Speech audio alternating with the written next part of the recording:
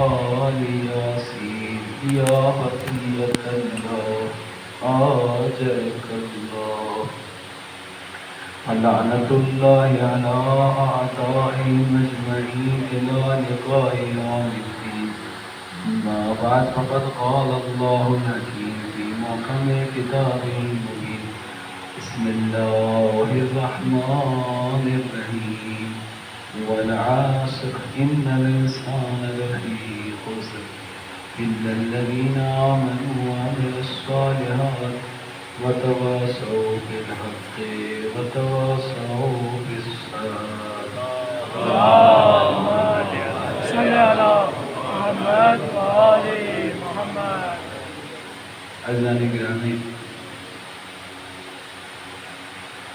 عشر محرم کی آج 8ویں مجلس اور مسلسل مولا کا تذکرہ کرتے ہوئے آپ اپنے زیادہ وقت نہیں لیں گے. تھوڑا اسی عنوان سے جس پر کل گفتگو کی گئی تھی کہ ہمارے کچھ فرائض ہیں، ان فرائض میں سے ایک فریضہ خود جو اللہ کی دی ہوئی نعمت یعنی ایمان ہے اس کی حفاظت کرنا بھی ہمارے فرائض و واجبات میں سے ہے. اور کیوں نہ ہو، انسان قیمتی چیز کی ہمیشہ حفاظت کیا کرتا ہے. جتنی قیمتی ہو اتنی ہی اس کی حفاظت کی جاتی ہے. انسان کی عقل بھی یہ کہتی ہے کہ جو قیمتی چیز ہے اس کی کیا کی جائے، حفاظت کی جائے.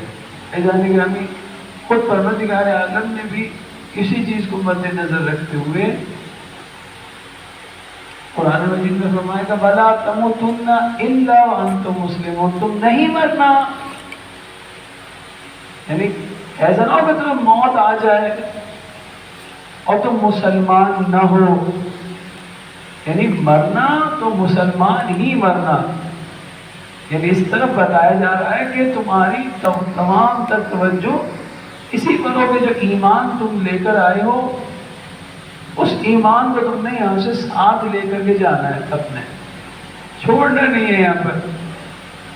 چونکہ انسان حالات انسان کے تبدیل بھی ہو جاتے ہیں، کبھی کبھی انسان شکار بھی ہو جاتا ہے گمراہی کا، راہ کو بھٹک جاتا ہے انسان. اس لیے کہ انسان اپنے عقیدے سے اس وقت منحرف ہو جاتا ہے جب اس کی فکر اور نظریہ تبدیل ہو جائے، ورنہ بندہ تو وہی رہتا ہے، بندے میں تو کوئی نہیں ہوتی. لیکن اگر انسان کی فکر میں تبدیلی آ جائے، نظریے میں تبدیلی آ جائے، نظریہ چینج ہو جائے تو کیا ہوتا ہے؟ بندہ وہی ہوتا ہے لیکن وہ کچھ اور بن جاتا ہے.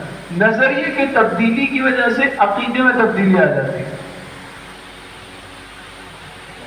لہذا ہمیں اپنے نظریات کو پہلی بات تو یہ کہ علم کی بنیاد پہ ہونا چاہیے. ہمارے نظریات وہ نہ ہو کہ جو والدین کی جانب سے ہمیں ملے دیے گئے اور ہم اسی پر رہنا، اس سے زیادہ ہم نے تلاش و کوشش نہیں کی. عقیدہ تو صحیح پہنچایا والدین نے، لیکن ان کا کام عقیدہ پہنچانا تھا، پہنچا گیا. باقی کام ہمارا ہے کہ وہ جو امانت والدین نے ہمیں دے دی ہے ہم اس کی حفاظت کریں. اب کیسے حفاظت کی جائے گی؟ کہاں؟ علم حاصل کرو. جب آپ علم حاصل کریں گے تو آپ کے اندر بصارت پیدا ہوگی. آپ کے اندر جب علم آئے گا تو روشنی آئے گی. جب روشنی آئے گی تو آپ کی جو بنیادیں ہیں وہ مضبوط ہو جائیں گی. بنیاد مرصوص چاہیے خدا کو. خدا نے کہا کہ مجھے عقیدے کے اندر وہ افراد چاہیے کہ جن کے اندر بنیادیں مرصوص ہو. یعنی بنیاد سے مرصوص کس کو کہتے ہیں؟ یہ ایک مومن کی صفت ہے، بنیاد مرصوص. یہ وقت کے امام کے جو خاص اصحاب ہیں ان کی صفت ہے، بنیاد مرصوص. یعنی سیسا پلائی ہوئی دیوار، سیسا پلائی ہوئی دیوار، یعنی ایمان ان کا اتنا محکم ہوگا. اسی لیے تو پیغمبر علیہ السلام نے سلام کیا، کہا میرا سلام ہو میرے بھائیوں پر، میرا سلام ہو میرے بھائیوں پر. تمام اصحاب جو ہے پریشان ہو کے کہنے لگے کہ یا رسول اللہ کون سے اصحاب پہ، کون سے بھائیوں پہ آپ سلام بھیج رہے ہیں؟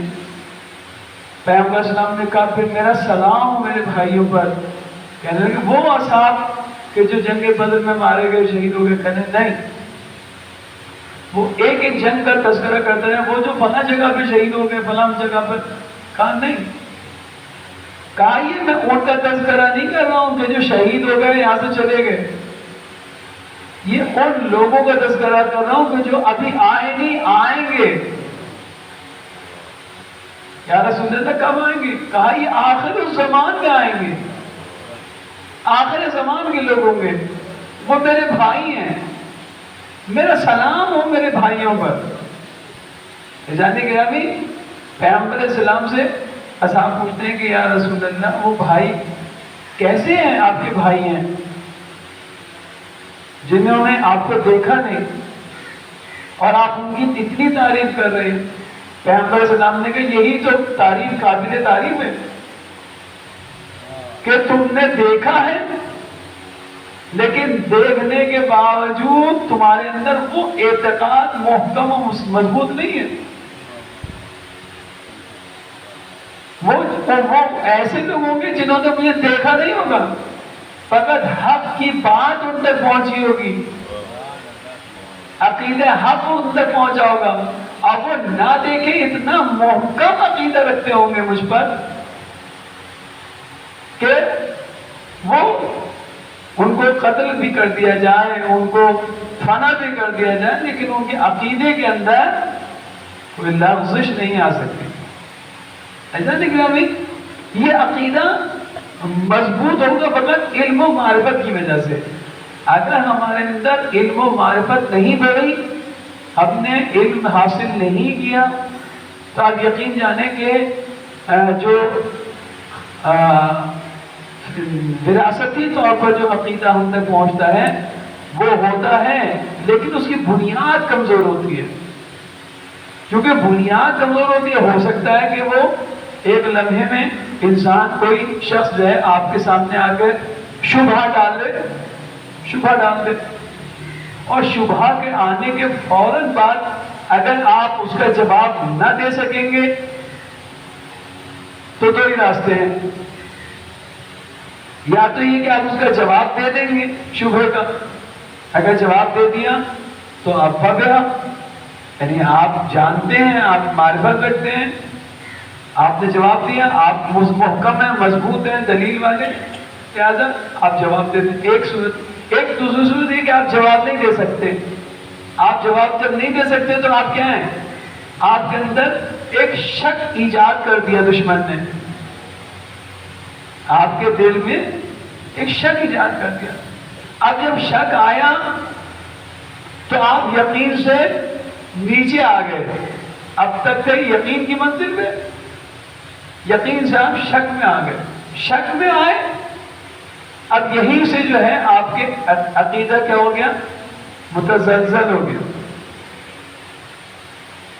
عقیدہ متزلزل ہو جائے، عمل عقیدے کی بنیاد پہ ہوتا ہے. آپ یاد رکھیں، جیسی فکر ہو، جیسا عقیدہ ہو، جیسا نظریہ ہو، ویسے ہی انسان عمل کرتا ہے. عمل اثر ہے اس چھپے ہوئے عقیدے کا، اس نظریے کا کہ جو ہمارے دلوں میں ہوتا ہے، ہمارے قلب میں ہوتا ہے. لہذا پھر انسان عمل بھی ویسے ہی کرنا شروع کر دیتا ہے جیسے نظریہ بنا لیتا ہے.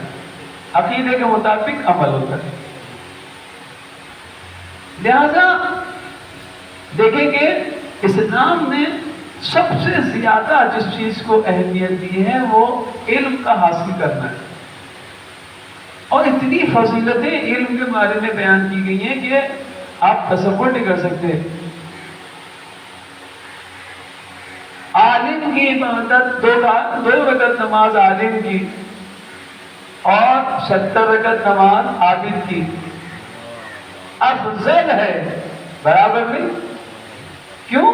اس لیے کہ وہ جانتے ہوئے پڑھ رہا ہے، وہ نہ جان کے پڑھ رہا ہے. تو جاننے والے کی اہمیت زیادہ. کہا جاننے والا اگر ایک شخص 1 گھنٹہ فقط علم حاصل کرتا ہے، ایک روایت میں 1 گھنٹہ، تو وہ 60 سال کی عبادت سے افضل ہے. 1 گھنٹے کے فقط مطالعہ کرنا، تو جو ہمارے 1 گھنٹہ انسان نکالے اور فقط مطالعہ کرے تو وہ افضل ہے. کس سے؟ 60 سال عبادتیں کی ہیں اس نے. ایسا نگرانی پیغمبر اسلام فرماتے ہیں کہ اب وہ 60 سال بھی ایسے نہیں. پیغمبر کہتے ہیں کہ 60 سال بھی ایسے کہ جس کے دن پہ روزے رکھے اور رات کھڑے ہو کر کے عبادتیں کی ہوں. ایسے نہیں، اس سے افضل ہے. کیوں اتنی افضلیت کیوں ہے آخر؟ آپ یقین کریں، یہ جو فضیلت ہوتی ہے نا، اس کے پیچھے بھی ایک ہدف ہوتا ہے، مقصد ہوتا ہے. جب آپ کو ایک فضیلت بیان کی جا رہی ہے تو ایک ہدف ہوتا ہے کہ اس ہدف تک پہنچنے کی کوشش کریں. اگر علم کو حاصل کرنے کی فضیلت اتنی زیادہ ہے تو اس کی وجہ کیا ہے؟ وجہ یہ کہ اگر علم نہیں آئے گا تو علم کے ساتھ ساتھ آتا ہے نور. علم کے اندر کیا ہے؟ روشنی ہے. العلم نور، علم خود کیا ہے؟ خود نور ہے. اور یہ نور خدا ہر کسی کو دیتا بھی نہیں ہے. یہ نور ہر کسی کو نہیں دے گا. یغذفہ اللہ فی قلب من یشاء، جس کے دل کے اندر صلاحیت دیکھتا ہے اس کے دل میں یہ نور ڈال دیتا ہے. ایسا نہیں گرامی، لہذا ہمیں علم حاصل کرنا ہے اور جہالت کو اپنے سے دور کرنا ہے. اس لیے کہ جاہل انسان ہمیشہ حق کا دشمن ہوتا ہے. یاد رکھیے، جنہوں نے بھی ازل سے لے کر، یعنی اس ازل سے مراد شیطان جو اول فرد تھا جس نے حق کی مخالفت کی، وہ جہالت کی بنیاد ہے. ہمیشہ جہالت کی بنیاد، جہالت سبب بن جاتی ہے کہ وہ چونکہ اسے کچھ دکھائی نہیں دے رہا ہوتا، لہذا حق کے مقابلے میں آگے کھڑا ہو جاتا. یزید چونکہ جاہل ہے، اس کو کچھ نہیں پتا، اسے اصلا معرفت نہیں ہے امام حسین علیہ السلام کی، لہذا مقابلے میں کھڑا ہو گیا کہ امام حسین علیہ السلام کے ساتھ، جبکہ یہ جانتے ہیں کہ یہ فرزند رسول ہے. اتنی تو بات سبھی جانتے ہیں کہ یہ فرزند رسول ہیں، فرزند علی ہیں، فرزند زہرا ہیں.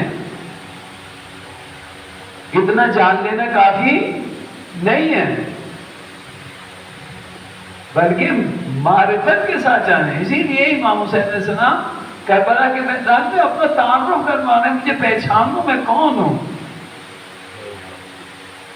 اگر تم نے میری پہچان حاصل کر لی تو سمجھو کہ تم نے پروردگار عالم کی معرفت حاصل کر لی. اس لیے کہ اللہ نے امام کو وسیلہ بنایا ہے خدا تک پہنچنے کا.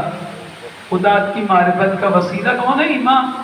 ہم نے خدا کو تو نہیں دیکھا، ہم امام کو دیکھ سکتے ہیں. امام کے واسطے سے ہمیں خدا تک پہنچنا ہے. وہ یہ سیڑھی ہے، وہ زینہ ہے، یہ وہ اللہ کی رسی ہے کہ جس کے بارے میں پروردگار عالم نے کہا وَاعْتَصِمُوا بِحَبْلِ اللَّهِ جَمِيعًا، کہ اللہ کی رسی کو مضبوطی سے تھام لو. یہ کون سی رسی ہے جس کو تھامنا ہے؟ امام نے فرمایا نحنو، ہم ہیں وہ اللہ کی رسی کہ جس کو تھامنے کا تمہیں حکم دیا ہے. عزیزان گرامی، لہذا اپنی زندگی میں تبدیلی لے کے آئیں. علم حاصل کرنا واجب ہے، اور انہیں مجالس پہ اکتفا نہیں کریں کہ محرم کی 10 مجلسیں آئیں گی بس. نہیں، دشمن سر جوڑ کے بیٹھا ہوا ہے. کس لیے؟ آج بھی بیٹھا ہوا کہ کوئی شبہ ایجاد کرے اور آپ کے ایمان کو آپ سے چھین لے.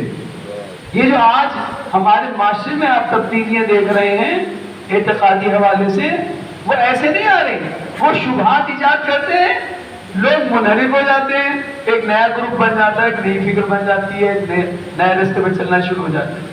لہذا ہمارا ان پر واجب ہے کہ ہم علم حاصل کریں تاکہ جو دشمن کی جانب سے جو حملے ہو رہے ہیں ایمان پر، ان کو محفوظ رکھا جا سکے۔ عزیزان گرامی، انشاءاللہ ابھی ہم کل کی گفتگو میں بیان کریں گے کہ کل آخری گفتگو ہے کہ ہمیں اور کیا مشکلات درپیش ہو سکتی ہیں آئندہ کہ جو ہمارے ایمان کا خطرہ ہے اور جس سے ہمیں پہلے سے سیکورٹی کرنی ہے، پہلے سے کیا کرنی ہے، اس کی حفاظت کرنی ہے۔ عزیزان گرامی،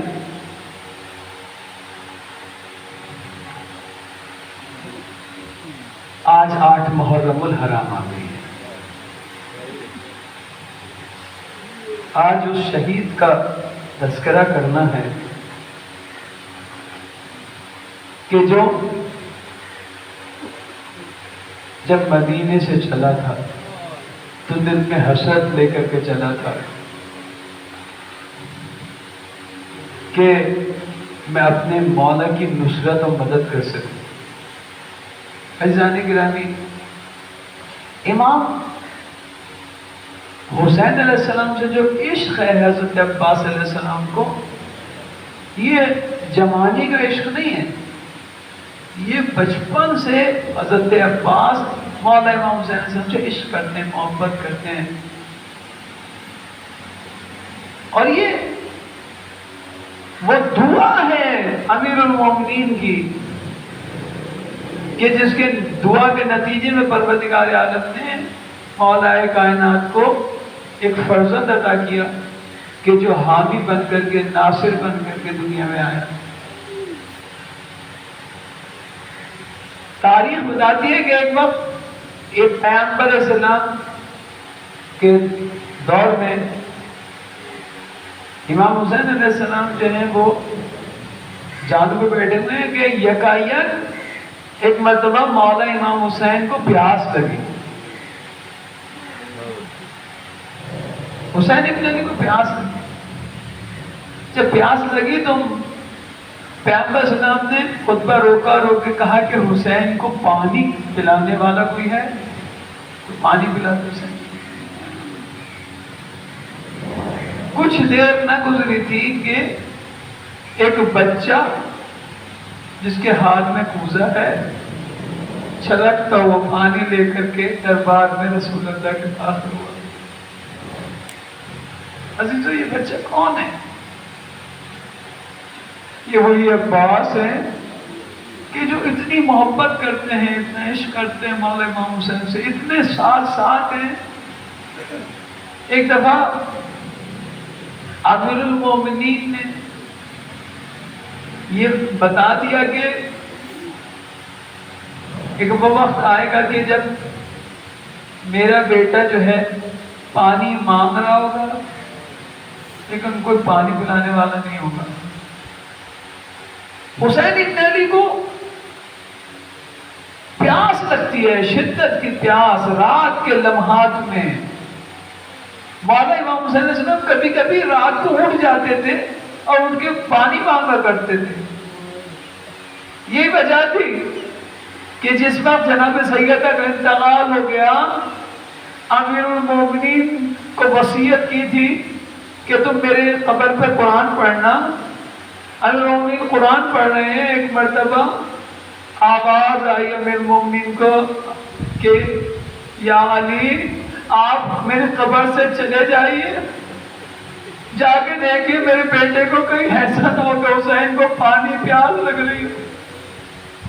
عزیزو، امیر المومنین نے حضرت امام حسین کربلا کے واقعات بیان کیے، لیکن یہ نہیں بتایا کہ کربلا میں کہاں پر جو ہے نا حسین پانی مانگیں گے، کوئی پانی دینے والا نہیں ہوگا۔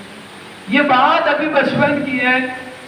حضرت عباس علیہ السلام نے یہ سنا تو اب رات کا سونا چھوڑ دیا، رات کا سونا چھوڑ دیا، ساری رات جاگتے رہتے ہیں، آنکھیں سرخ ہو گئی ہیں۔ کوفے کا زمانہ ہے، جناب زینب سلام اللہ علیہ نے دیکھا کیا عباس کی آنکھیں سرخ ہیں.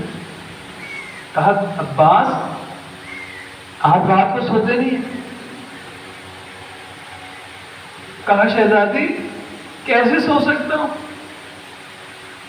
ارے بابا نے کہا کہ حسین شاید ایک وقت آئے گا کہ جب حسین پانی مانگے گا کوئی پانی پلانے والا نہیں ہوگا.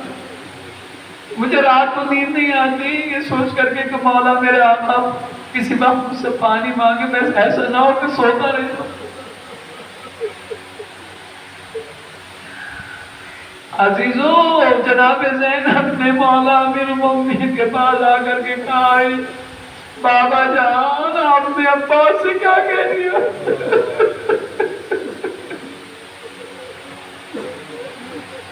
کہا بیٹی زینب کیا ہوا؟ کہا عباس نے رات کا سونا چھوڑ دیا ہے.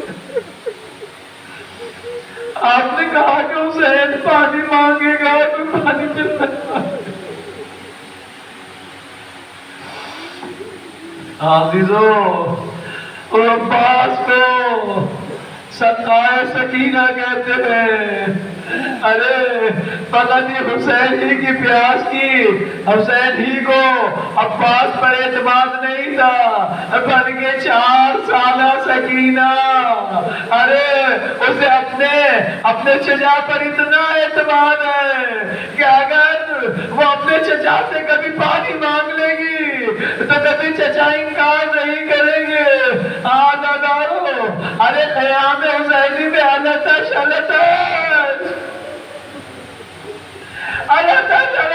رہی ہے. چھوٹے چھوٹے بچے بھوک سے مر رہے ہیں.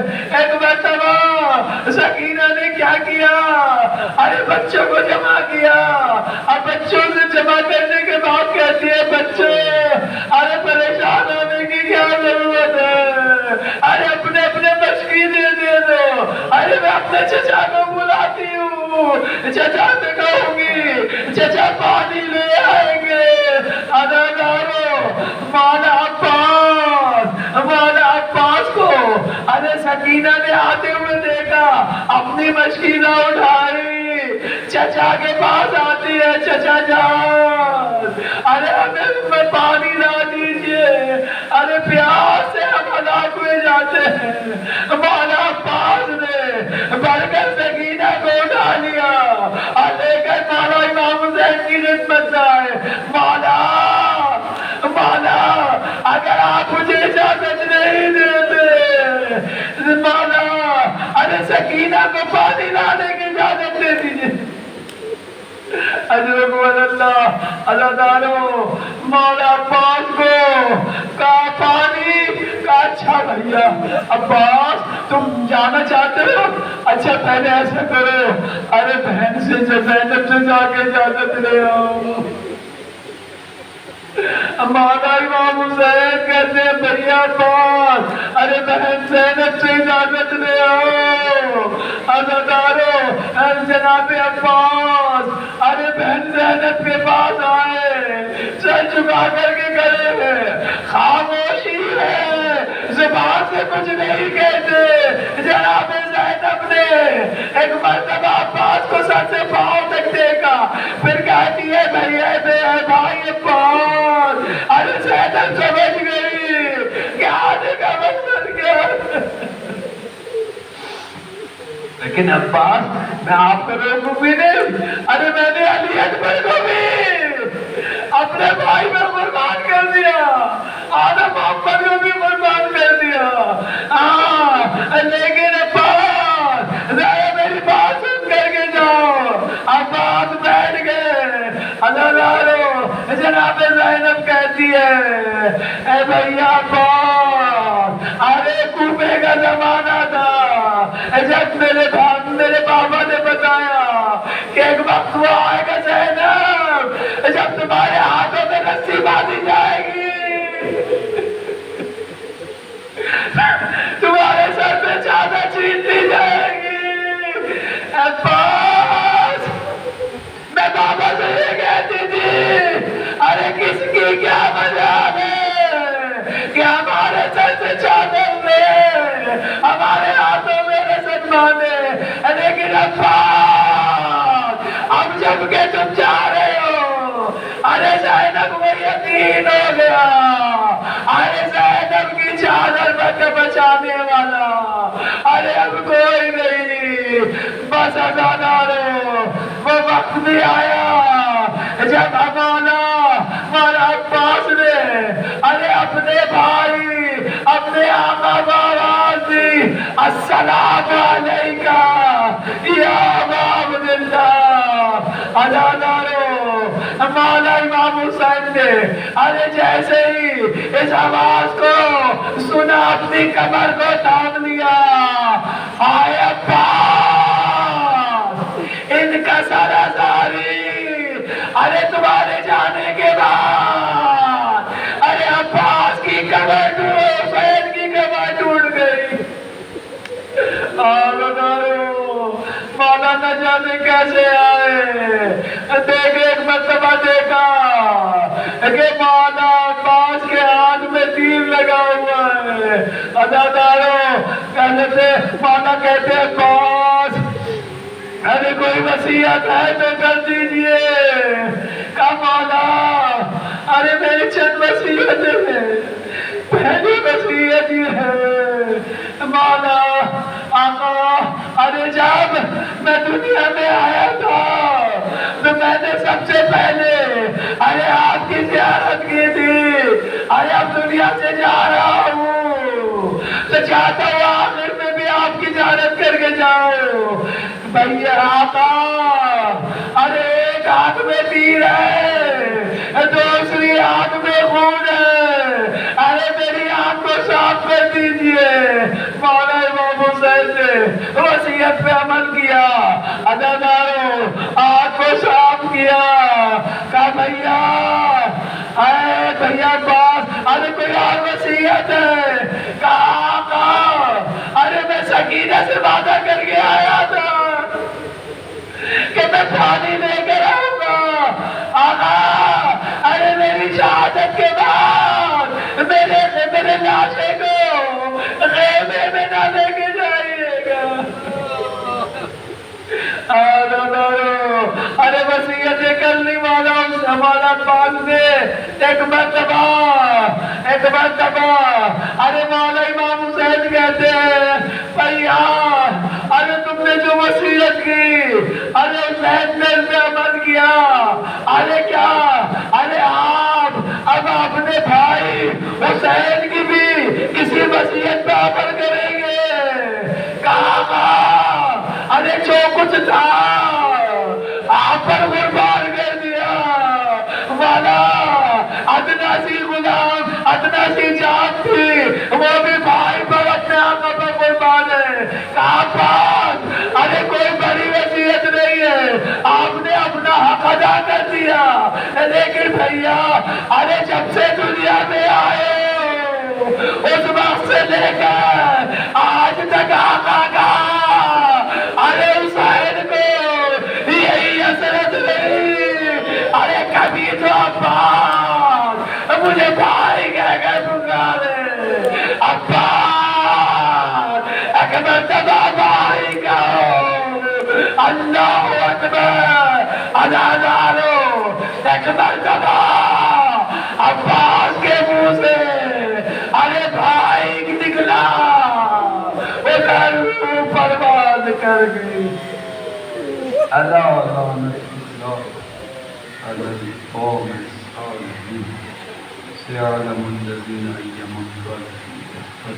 خداوند اس قلیل سے عبادت کو اپنی بارگاہ میں قبول و منظور کر۔ پروردگار فرشادہ پیارے المومنین دعاؤں کو مستجاب فرما، پروردگار ان جوانوں کی حفاظت فرما، ہمارے بزرگوں کو طول عمر عطا فرما، پروردگار اس کرونا کی وبا سے پروردگار تمام مومنین تمام عزاداروں کی حفاظت فرما، پروردگار جو مریض ہیں ان سب کو شفاء کامل و عاجل عطا فرما، پروردگار علماء حق کا سایہ سروں پر قائم و دائم فرما، پروردگار ان عزاداروں کی حفاظت فرما، پروردگار امام کے ظہور میں تعجیل فرما، ہم سب کو مولا کے ادنا غلاموں میں شامل فرما۔ ماتم حسین